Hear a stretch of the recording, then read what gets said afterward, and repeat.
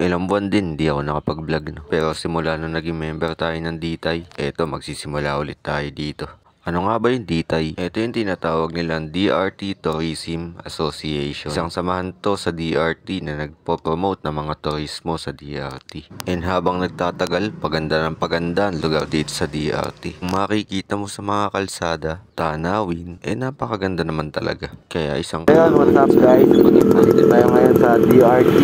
Ngayon pupunta tayo ng Mount Lawad kasama ang DRT Adventure. Ayan. Salamat po dahil first time natin pupunta doon. And then kung ano man ang mga nandun, kaya tara, samahan nyo ako. Let's go! Pagdating dito sa may Talbak, natambay ako dito sa Portal S. Yung mga kasamahan ko dito pala kami nagkita-kita. Sila talaga yung dahilan kung bakit nag-boom na naman ulit yung turismo ng DRT. Mula sa mga namimitik or mga photographers, riders, at syempre mga DRT tambay na kagaya namin. Minsan lang ako makita ng DRT at minsan ko lang din sila makasama. Kaya di may iwasan yung mga gantong kulitan. Di rin nagtagal, magpapakap na din kami. Estimate time namin dapat 10:30, nandun na kami sa may Mount So yun, good morning guys. Ayan, pupunta tayo ngayon ng Mount Lawad dito sa DRT. So kasama natin ang team ng DRT Adventure. Ayan. Sila Bosoy, Potoy-Toy. So first time ko dito, wala pa akong idea kung ano yung mga pupuntahan namin dito. Kaya tara, samahan nyo.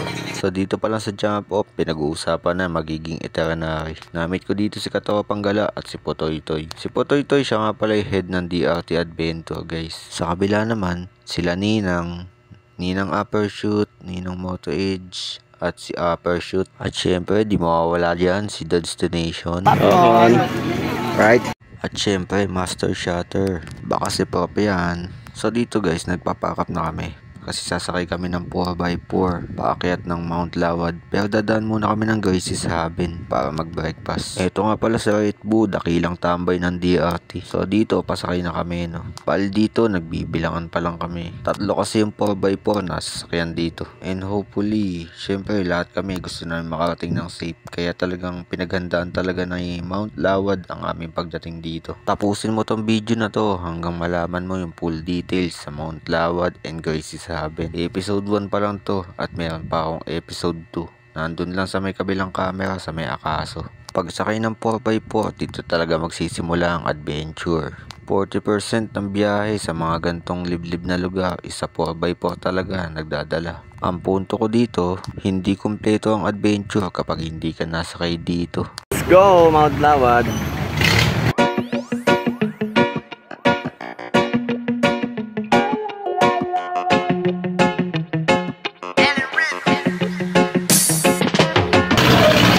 Dadaanan, papakita ko sa inyo.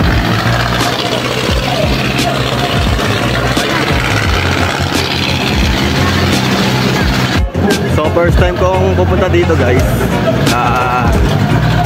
Since na matagal tayo nagbumabiyahe ng DRT, no? First time ko lang mapupunta dito sa Mount Lawad. And in-invite lang tayo ng DRT Adventure. Kaya subukan natin kung ano yung mga nandito. Kaya tara, bitin na natin ito. Let's go!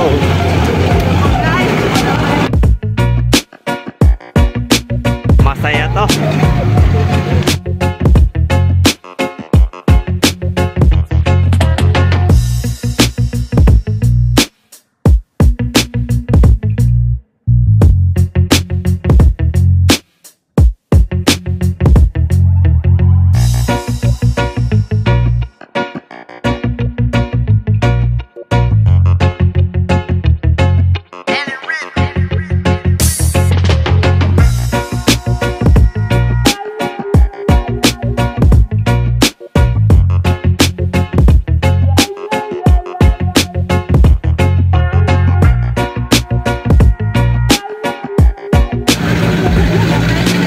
Dito guys.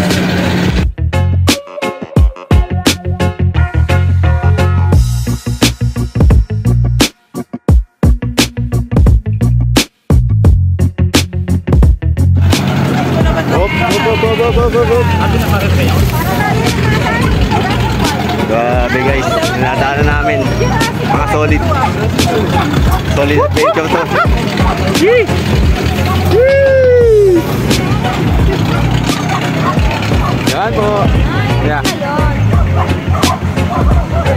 7.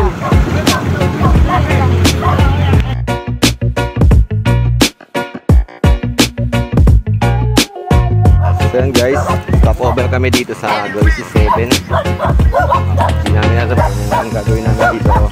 Kaya kami think magbe-breakfast kami dito guys.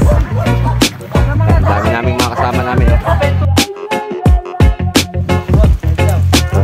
Napaka-solid na spot dito guys.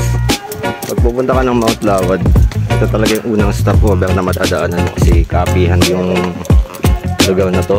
Then makikita mo dito overlooking yung bundok dito sa likod ko. And syempre ito yung pinaka magandang part nila, yung kapihan nila dito guys. Ganda oh. Ayan. Yung mga ginagamit nila sangkap sa paggawa ng kape. Kasi mga alaga din silang mga halaman. Nakalinis dito guys.